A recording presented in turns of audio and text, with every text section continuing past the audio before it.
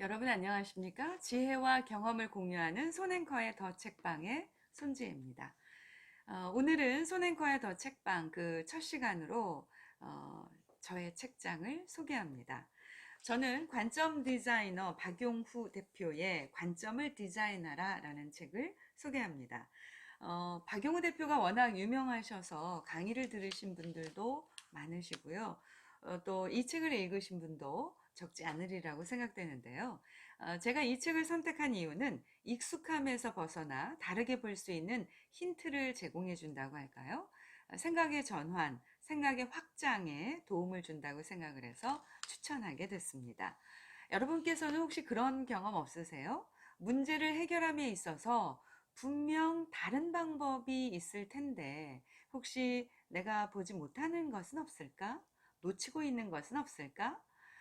저도 이런 고민을 한창 하다가 우연히 어느 CEO 조찬 포럼에서 박용우 대표의 강의를 듣게 됐고, 그래서 바로 책을 읽기 시작했습니다.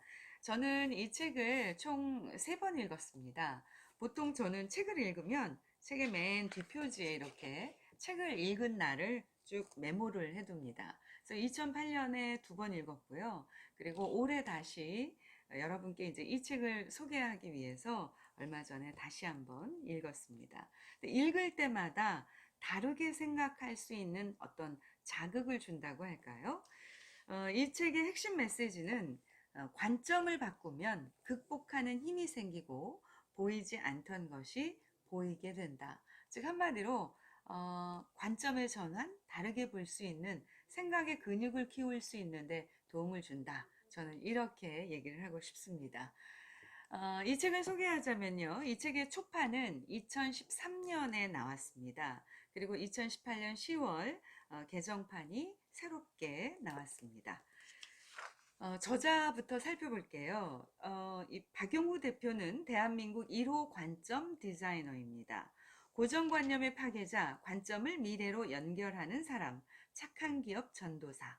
그를 수식하는 별명은 수없이 많지만 그는 다른 무엇보다 국내 유일의 관점 디자이너로 불리길 원한다. 이렇게 소개를 합니다. 제가 이 책을 소개하겠다고 하니까 박용우 대표께서 또 영상을 보내주셨어요. 한번 보시죠. 안녕하세요. 관점 디자이너 박용호입니다. 오늘은 제 책을 소개하는 그런 시간인데요. 이 관점을 디자인하라. 저는 이 책을 쓸 때 핸드폰에 있는 메모장으로 썼습니다. 순간순간에 떠오르는 그런 것들을 생각의 탄생이라는 책의 제목이 스파크 오브 지니어스입니다. 천재들은 이렇게 번쩍번쩍 할 때 뭔가 많은 것들을 생각들이 거기서 탄생한다고 합니다. 그런 것처럼 그 번쩍임, 전 천재는 아니지만요. 제가 일상을 지내면서 느꼈던 그런 번쩍였던 생각들을 제 책에 녹이려고 많이 노력을 했습니다. 저는 이 말을 좋아합니다. 독서란 인도 같은 한 문장을 만나기 위해 활자의 바다로 떠나는 여행이다란 말이 있는데요. 그것처럼 여러분들도 이 책에서 아주 단 한 줄이라도 아니면 한 문장 아니면 한 챕터라도 저는 여러분께 도움이 된다면 생각을 여는 어떤 질문 하나라도 끌어낼 수 있다면 그것으로 행복할 것 같습니다. 여러분 행복한 독서 되십시오. 감사합니다. 관점이 모든 것을 결정한다 라는 프롤로그에서 작가는 이런 얘기를 합니다. 어떤 관점으로 바라보느냐에 따라 해석하는 방식이 달라지고 전혀 다른 결과에 다다른다. 사람들 사이에서 발견되는 능력의 차이는 바로 어떤 관점에서 바라보았느냐에서 기인한다. 관점을 바꾸면 보이지 않던 것들이 보이기 시작한다. 생수와 김치를 사 먹는 것이 언제부터 당연해졌는지 기억할 수 있는가? 아마 선뜻 말하지 못할 것이다. 그 이유는 바로 시나브로, 즉 우리가 알지 못하는 사이에 조금씩 바뀌었기 때문이다. 이렇듯 시나브로 바뀌는 세상을 읽어내는 힘도 바로 통찰을 이끌어내는 관점에 있다. 당신이 지금까지의 삶과 다른 인생을 살고 싶다면 이제 그 도구의 해답은 관점이다. 자, 그럼 그 관점을 어떻게 하면 요즘 흔히 하는 말로 새끈하게 디자인할 수 있는지 방법을 찾아 떠나보겠습니다. 이 책 총 5부분으로 나누어져 있습니다. 일단 파트 제목만 좀 소개를 하자면요. 파트 1, 보는 것과 아는 것의 차이. 파트 2, 관점은 관성 밖의 것을 보는 힘이다. 파트 3. 관점을 바꾸면 산타클로스가 보인다.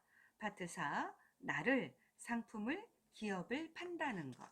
그리고 파트 5. 인생을 주관식으로 풀어내는 법. 이렇게 구성이 되어 있습니다. 저는 이 중에서 딱 3가지만 소개를 할 텐데요. 끊임없는 질문은 본질에 접근하는 힘, 모든 오래된 것을 새롭게 하라, 그리고 마지막으로 one of them이 아닌 only one, 이 3내용을 살펴보도록 하겠습니다. 먼저 끊임없는 질문은 본질에 접근하는 힘. 궁금할 때마다 묻고 생각하는 과정이 반복되면 생각의 폭과 깊이가 넓어지고 깊어진다. 본질에 가까이 가는 생각을 많이 하는 사람들이 창조적인 발상으로 수백억 원, 수천억 원을 버는 CEO가 된다. 그러면서 작가는 카카오톡의 김범수 의장의 예를 들어줍니다. 카카오톡의 김범수 의장은 카카오톡을 만들기 전에 스마트폰과 대화를 했다고 한다. 스마트폰의 본질을 파악하려고 노력한 것이다. 스마트폰의 본질이 뭘까? 라는 질문을 했더니 전화기라고 대답이 나오고, 전화기의 본질은 뭘까? 질문했더니 커뮤니케이션이라는 대답이 나왔다. 스마트폰은 전화기이고 전화기의 본질은 커뮤니케이션이라면 그 핵심은 뭘까? 당연히 이야기하고 싶다는 것, 즉 수다다. 친구든 모르는 사람이든 사람들과의 수다가 핵심인 것이다. 그래서 나온 것이 카카오톡이다. 결국 스마트폰의 본질인 커뮤니케이션을 소비자의 관점에서 풀어낸 것이 바로 카카오톡인 것이다. 본질을 보는 힘, 거기에서 핵심을 뽑아내는 능력, 그리고 그것을 사람들에게 어떤 관점으로 보여줄 것인가, 이것이 내가 말하고자 하는 것이다. 본질, 핵심, 관점, 이 3가지는 반드시 서로 조화를 이루어야 한다. 본질, 핵심, 그리고 관점은 특정한 결론을 도출해내기 위한 생각의 순서다.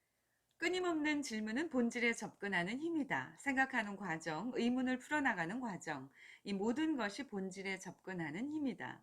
질문을 하되 그냥 뒤죽박죽 질문을 하는 것이 아니라 본질의 핵심을 파고들려는 적극적인 노력을 기울여야 한다. 사람들의 의견을 듣는 것, 관련된 서적을 읽는 것, 이 모든 것은 바로 본질과 그것이 가리키는 핵심을 이해하기 위한 우리의 노력이다. 이렇게 얘기를 하고 있습니다. 특히 이 부분, 끊임없는 질문은 본질에 접근하는 힘. 저는 지금 대전 MBC에서 생방송 오늘이라는 시사 프로그램을 진행을 하고 있습니다.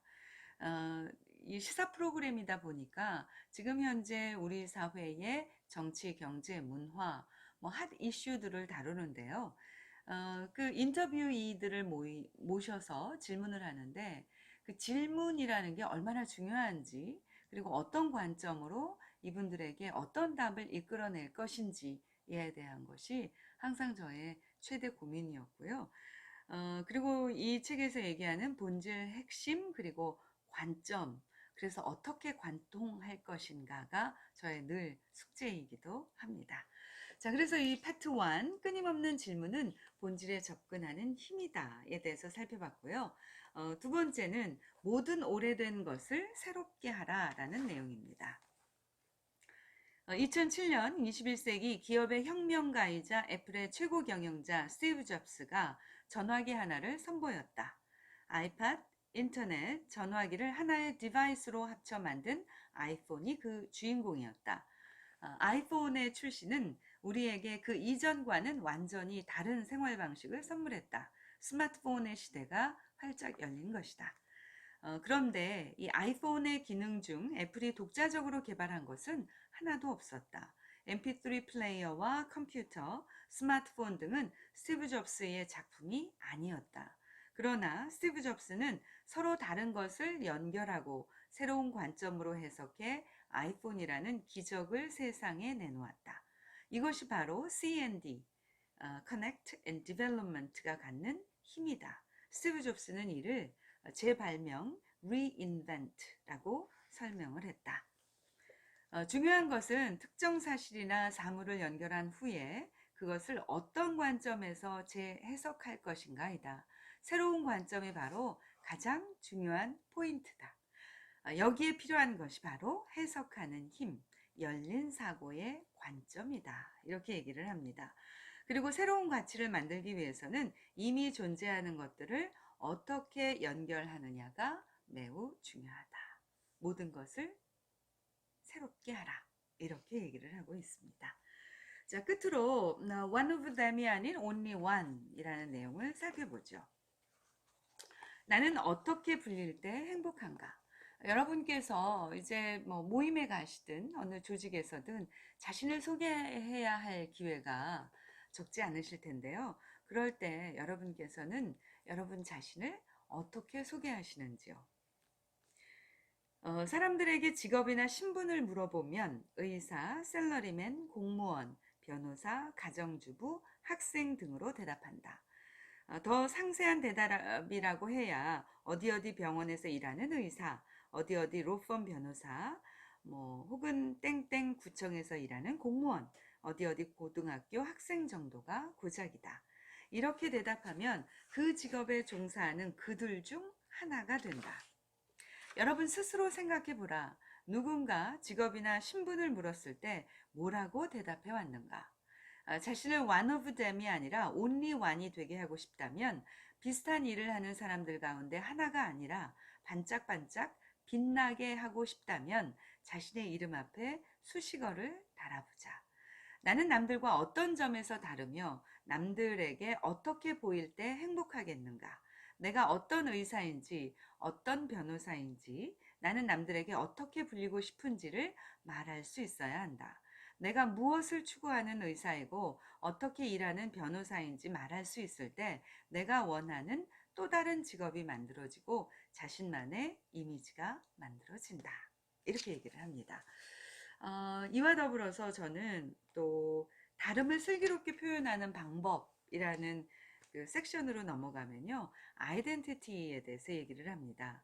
아이덴티티는 다른 사람과 구별되는 자신만의 특징을 말한다. 그러므로 이것은 다름을 표현하는 단어라고 할 수 있다. 다름은 다양성을 만들고 다양성은 세상을 다채롭게 한다. 남과 나, 우리 기업 제품과 다른 기업 제품 사이에 무엇이 다른지가 드러나야 그 차별성을 통해서 특정 기업이나 개인을 인지할 수 있게 된다. 다름과 차별성을 부각시켜 다른 사람이 끌리도록 하는 것은 개인이나 기업에게 반드시 필요한 것이다. 그러면 무엇을 어떻게 말할 것인가? 만약 자신이 회계사라면 저는 이러이러한 부분에서 특화된 서비스를 제공하는 회계사 누구누구입니다. 라는 식의 짧으면서도 명료한 자신만의 소개가 있어야 한다. 이것이 바로 진정한 아이덴티티다. 이렇게 말을 합니다. 저는 그 뭐 첫 번째 내용도 그랬고 마지막 내용도 그렇다면 앞으로 나는 어떻게 타인에게 나를 주지시킬까? 나를 확실하게 나의 브랜드를 표현할 수 있을까에 대한 고민을 참 많이 했는데요. 그래서 그냥 손앵커의 더 책방이 아니라 지혜와 경험을 공유하는 손앵커의 더 책방 이렇게 나름 차별성을 좀 부여해 보기도 했습니다. 그럼 여러분께서는 앞으로 어떻게 여러분 스스로를 소개하시겠습니까? 오늘부터는 좀 앞에 들어가는 근사한 수식어를 붙인 여러분 소개하는 네이밍을 좀 만들어 보면 어떨까 싶습니다. 이렇게 해서 끊임없는 질문은 본질에 접근하는 힘, 모든 오래된 것을 새롭게 하라. 그리고 세 번째, one of them이 아닌 only one. 이렇게 세 가지를 살펴봤습니다. 그 외에도 골리앗을 이기는 다윗의 돌멩이, 습관의 물길이 향하는 곳에 답이 있다. 뜨는 것들에는 일관된 방향성이 있다. 인지상정과 기상천외, 당연과 기발. 이렇게 해서 생각의 전환, 확장, 또 관점의 디자인을 할 수 있는 내용들이 이 책 안에 아주 가득가득 들어 있습니다. 전체적인 핵심 메시지는 사람이나 기업은 돈에 의해서 평가되는 것이 아니라 가치에 의해서 평가되어야 한다. 마케팅이란 고객의 관점을 바꿔 제품이나 서비스를 가치 있게 해석하는 것이다. 관점을 바꾸면 극복하는 힘이 생기고 보이지 않던 것이 보이게 된다. 이렇게 정리를 할 수 있을 텐데요. 그리고 저는 이런 고민을 하고 있습니다. 다른 사람들은 어떤 것에서 나의 가치를 발견할까? 네, 박용우 대표의 관점을 디자인하라 소개해드렸습니다. 자, 오늘도 함께 해주셔서 고맙습니다. 지혜와 경험을 공유하는 손앵커의 더 책방의 손지혜였습니다.